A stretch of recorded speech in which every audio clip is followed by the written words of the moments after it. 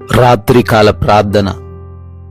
సర్వోన్నతమైన స్థలములలో ఆసీనుడివై ఉన్న తండ్రి, మీకు వందనాలు నాయనా, స్తోత్రాలు, కృతజ్ఞతలు చెల్లిస్తున్నాము. అయా, గడిచిపోయినటువంటి ఉదయకాల సమయము నుంచి ఈ రాత్రి ఈ క్షణము వరకు మా అందరికీ మీరు తోడై ఉన్నందుకు స్తోత్రాలు. మీ కాపుదల, మీ కంచె మాకు అనుగ్రహిస్తూ ఉన్నందుకు వందనాలు తండ్రి. నాయనా, ఈ రోజు వరకు, ఈ రాత్రి సమయం వరకు మేము సజీవులంగా ఉన్నాము అంటే అయ్యా, అది కేవలం మీ కృప మాత్రమే తండ్రి. అవునయ్యా, ప్రయాణాలను, పనులను అన్నిటినీ దీవించారు, ప్రయత్నాలలో ఆశీర్వాదాలు దయచేశారు అయ్యా, ఏ లోటు లేకుండా పోషించారు, నడిపించారు. అందును బట్టి వందనాలు ప్రభువా. ప్రాముఖ్యంగా ఈ రాత్రి యందు మా అందరినీ మీ పాద సన్నిధిన మరొకసారి చేర్చుకొని ప్రార్థించుకునే కృప దయచేసినందుకు కూడా కృతజ్ఞత అర్పణలను చెల్లిస్తూ ఉన్నాం ప్రభువా. ఎస్ లార్డ్, ధైర్యముగా ఉండుము, నీ విశ్వాసము నిన్ను బాగుపరిచెను అని మత్తయి సువార్త 9వ అధ్యాయం 22వ వచనం ద్వారా ఆయన ఈ రాత్రి కాలంలో మీరు తెలియపరుస్తూ ఉన్నారు.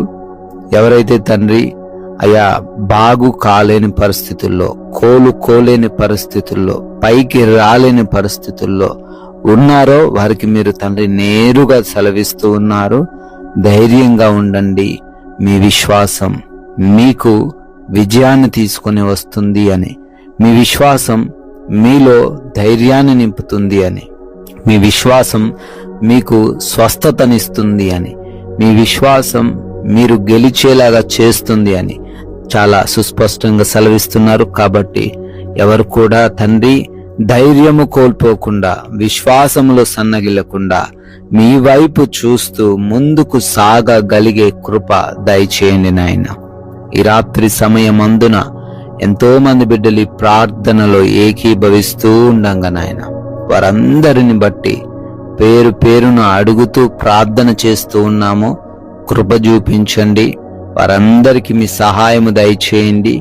దేని కొరకైతే మొరబెడుతున్నారో దానిని మీ చిత్తంలో వారందరికీ అనుగ్రహించండి తండ్రి.